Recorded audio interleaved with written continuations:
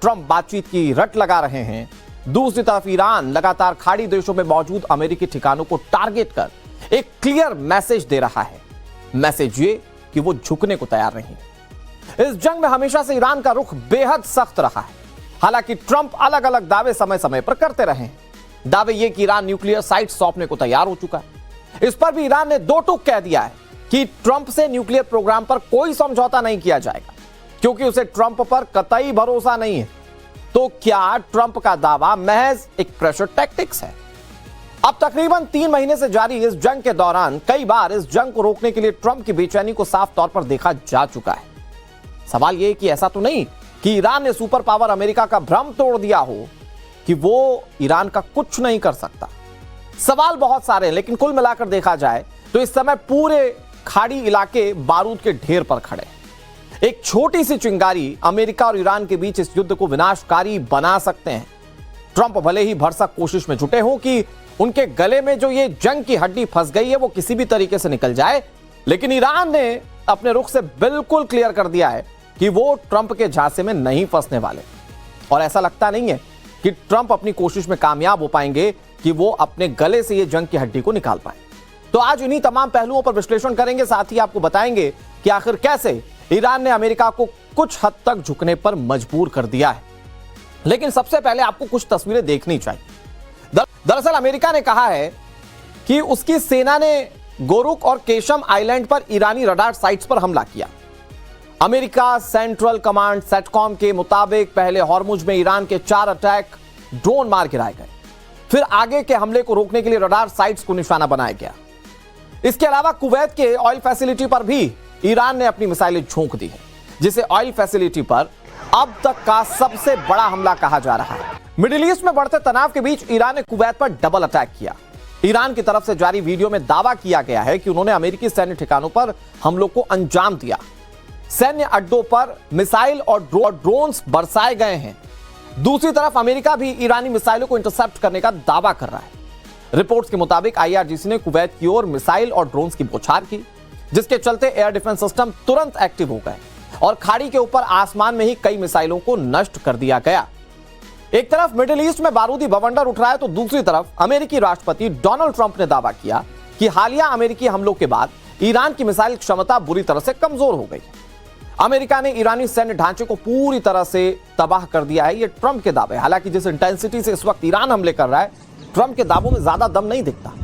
हालांकि इन सबके बीच ट्रंप ये कह जरूर रहे हैं कि ईरान के पास अब शायद 21 से 22% मिसाइलें ही बची हैं। पहले जितनी ताकत थी अब वो वैसी नहीं है। डोनाल्ड ट्रंप का बयान आपने सुन लिया। इतना सब कुछ हो गया, लेकिन ईरान लगातार मार रहा है और ट्रंप साहब अपना वही पुराना वाला राग अलाप रहे हैं कि ईरान को तकरीबन खत्म कर चुके हैं। लेकिन आखिर सच्चाई क्या है, यह जानना भी जरूरी है, क्योंकि करीब करीब 3 महीने से ज्यादा इस जंग को हो चुका है और इस जंग में इतना साफ हो चुका है कि ट्रंप जो कहते हैं ईरान या ईरान का एक्शन उसे सिरे से खारिज कर देता है। अब आपके सामने मैं कुछ फैक्ट्स रखने जा रहा हूं कि आखिर अमेरिका की बातों में दम क्यों नहीं दिखता। इसको कुछ फैक्ट्स के जरिए आप समझिए।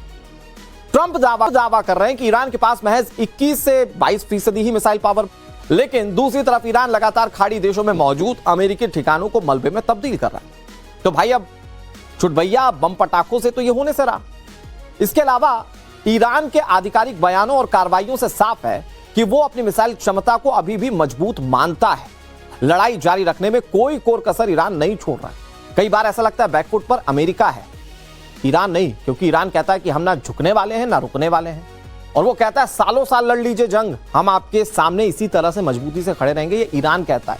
तो ट्रंप की बातें सिर्फ हवा हवाई साबित होती है। और आप खुद ही देखिए ना कि अमेरिका ने जब जब ईरान के खिलाफ एक्शन लिया, IRGC ने कैसे माकूल कार्रवाई करते हुए उसका जवाब दिया है। इसके अलावा ट्रंप दावा कर रहे थे कि ईरान अपनी न्यूक्लियर साइट्स को छोड़ने के लिए तैयार हो गया, लेकिन हकीकत क्या है, वो ईरान अब साफ कर चुका है। यह जंग शुरू ही ईरान के न्यूक्लियर प्रोग्राम को लेकर हुई थी। अमेरिका कह रहा था न्यूक्लियर साइट्स पूरी तरह से तहस नहस कर देंगे, न्यूक्लियर पावर ईरान को नहीं बनने देंगे, लेकिन ट्रंप ने पूरा जोर लगा दिया, इस पर कोई हल नहीं निकल पाया। मतलब हमले करके देख लिए, उस पर तो ईरान झुकने को तैयार नहीं हुआ। बातचीत से भी कोई हल नहीं निकाल पा रहा है अमेरिका। ईरानी विदेश मंत्रालय, संसद स्पीकर मोहम्मद बाघेर गालिबाफ और दूसरे अधिकारी भी लगातार कह रहे हैं कि न्यूक्लियर पर कोई समझौता ईरान को मंजूर होगा ही नहीं। ईरान यूरेनियम एनरिचमेंट को अपना अधिकार मानता है और इसे नॉन नेगोशिएबल बताता है। कहता है बातचीत शुरू करनी है तो न्यूक्लियर के उस पार से बातचीत करना शुरू करो। इसके अलावा उन्होंने ट्रंप के बयानों को झूठ और प्रोपेगेंडा कई बार बता दिया है, लेकिन सो कॉल्ड सुपर पावर के अमेरिकी राष्ट्रपति इस प्रोपेगेंडा वाली बात पर कोई जवाब दे ही नहीं पाते। मिडिल ईस्ट में आग लगी हुई, लेकिन ट्रंप अभी भी कह रहे हैं कि किसी भी समय ईरान के साथ पक्का समझौता हो सकता है। हकीकत यह भी है कि ईरान ना झुकने को तैयार है ना पीछे हटने को, और वो साफ कर चुका है कि बातचीत से बात बनी तो बनी, और वो बनेगी तो ईरान की शर्तों पर बनेगी, नहीं तो वो जंग लड़ने के लिए तैयार है। वो कह रहा है कि ईरान के राइट्स जब तक सुरक्षित नहीं हो जाते तब तक हम सीज फायर को जारी रख रहे हैं और फिर उसके बाद हम जंग लड़ने के लिए भी तैयार हैं। ईरान ने अमेरिकी प्रस्तावों को एक्सेसिव डिमांड्स बताया और काउंटर प्रपोजल्स भी दे दिए थे। मतलब अमेरिका को लग रहा था हम ताकतवर है, बहुत सारी बातें अपने शर्तों पर मनवा लेंगे, तो उसके जवाब में ईरान ने अपनी शर्तों को रखा और कहा कि न्यूक्लियर के उस तरफ जाके बात करो, न्यूक्लियर पावर तो हम बन के रहेंगे। दूसरी तरफ मिडिल ईस्ट में जंग की चिंगारी भड़क चुकी है और सेंटर एक बार फिर से हॉर्मुज स्ट्रेट है, यानी कि हॉर्मुज की चाबी हथियाने की जद्दोजहद एक बार फिर से शुरू हो गई, जिसमें ईरान का पलड़ा अब तक तो भारी पड़ता नजर आ रहा है। ईरान ने हॉर्मुज में अमेरिकी जो पोर्ट्स हैं उस पर मिसाइलें दागी, जिसकी तस्वीरें IRGC ने ही जारी की और बताने की कोशिश की कि देखिए हम आपको कैसे डेंट पहुंचा सकते हैं। ईरान ने बहरीन पर भी ड्रोन्स और मिसाइलें दागी, जिसकी पुष्टि बहरीन सरकार खुद कर रही है। इसके अलावा ईरान के हमले के बाद बहरीन में लोगों को घरों में रहने की एडवाइजरी जारी कर दी गई। कुवैत और बहरीन में लगातार इस वक्त सायरन भी बज रहे हैं। तो जंग से आई इन सारी तस्वीरों को देखने के बाद क्या अब आपको ऐसा नहीं लग रहा है कि ईरान ने अमेरिका का भ्रम तकरीबन तोड़ दिया है और ट्रंप मिडिल ईस्ट की जंग के इस जाल में लगभग फंस चुके हैं और जंग के इस बवंडर से निकलने की हर कोशिश कर रहे हैं? कैसे, मैं आपको समझाने की कोशिश करता हूं। ईरान ने 28 फरवरी 2026 में शुरू हुए इस युद्ध में स्ट्रेट ऑफ हॉर्मुज को पूरी तरह से ब्लॉक कर दिया था, यह कहते हुए कि इस पर पूरा कंट्रोल मेरा, और वो कंट्रोल रख पाने में अब तक कामयाब भी हुआ है। इसी के चलते वैश्विक तेल आपूर्ति का करीब 20% हिस्सा प्रभावित हुआ। ईरान ने शिप्स पर हमले किए, माइंस लगाए, टोल की डिमांड की, जिससे शिपिंग ट्रैफिक लगभग ठप हो गया। इससे ग्लोबल ऑयल प्राइस $100 प्रति बैरल के ऊपर जा चुका है। अमेरिका में गैसोलीन $4.5 प्रति गैलन के पार पहुंच चुका है। पूरी दुनिया में इकोनॉमिक प्रेशर बढ़ता जा रहा है, इकोनॉमिक डिप्रेशन यानी कि इकोनॉमिक दबाव बढ़ता जा रहा है। इसके बाद यह आर्थिक दबाव ट्रंप को डील के लिए बहुत बेचैन कर रहा है। मतलब मजबूरी में है डोनाल्ड ट्रंप कि वो इस जंग को खत्म करे। लंबा युद्ध संकट, अमेरिकी अर्थव्यवस्था, मिड टर्म इलेक्शन और घरेलू पब्लिक सेंटिमेंट्स पर भारी पड़ रहा है। ट्रंप पर लगातार दबाव बनाया जा रहा है और ट्रंप के अपने ही लोग पूछ रहे हैं कि भाई आपको इस जंग में जाने की जरूरत क्या थी। इसके अलावा अमेरिकी हाउस ऑफ रिप्रेजेंटेटिव ने 3 जून 2026 को वॉर पावर रेजोल्यूशन पास कर दिया। इसमें 4 रिपब्लिकन सांसदों ने डेमोक्रेट्स के साथ मिलकर ट्रंप प्रशासन की ईरानी नीति के खिलाफ बगावत की।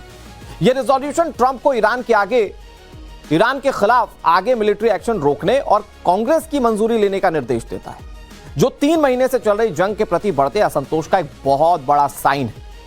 ये पॉइंट साफ दिखाते हैं कि ट्रंप ईरान वॉर में घरेलू मोर्चे पर ही घिर गए। साथ ही ट्रंप प्रशासन ईरान के साथ वार्ता और सैन्य कार्रवाई के बीच बार बार बदलाव भी हो रही है, जो युद्ध के प्रबंधन में अनिश्चितता और दबाव को दर्शाता है। मई 2026 के अंत में ट्रंप ने खुद को सॉलिड 50-50 पोजीशन पर रखा था और कहा या तो गुड डील होगी या ईरान को स्टोन एरा में धकेल देंगे। लेकिन उसके तुरंत बाद नॉट टू रश का निर्देश दिया और नेगोशिएटर्स को टाइम लेने को कहा।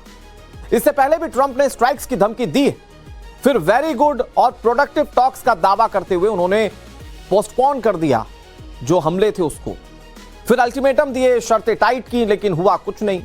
यह दिखाता है कि डोनाल्ड ट्रंप डील के लिए बेचैन है, लेकिन ईरान मजबूती से शर्तें रख रहा है और इसके चलते बैकफुट पर अगर कोई दिखता है तो वो अमेरिकी राष्ट्रपति डोनाल्ड ट्रंप। ईरान ने अब तक की बातचीत में अपनी स्थिति को बहुत मजबूत रखा है।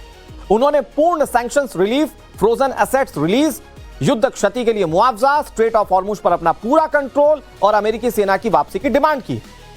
इसके अलावा ईरान ने अपने न्यूक्लियर प्रोग्राम पर कोई बड़ा कॉम्प्रोमाइज करने से इनकार कर दिया है, क्योंकि ट्रंप कह रहे हैं कि ईरान इस बात पर राजी हो चुका है कि न्यूक्लियर वो अमेरिका को सौंप देगा, लेकिन ईरान कह रहा है कि हम इस पर कोई कॉम्प्रोमाइज नहीं करेंगे। तो ईरान के तेवर से साफ जाहिर है कि उसने नेगोशिएशन में ट्रंप को काफी हद तक घेर लिया है और इसीलिए सवाल उठ रहा है कि क्या छटपटाहट में बहुत अलग अलग तरीके की बातें करते हुए डोनाल्ड ट्रंप खुद को, अपने आप को एक्सपोज नहीं कर रहे हैं पूरी दुनिया के सामने?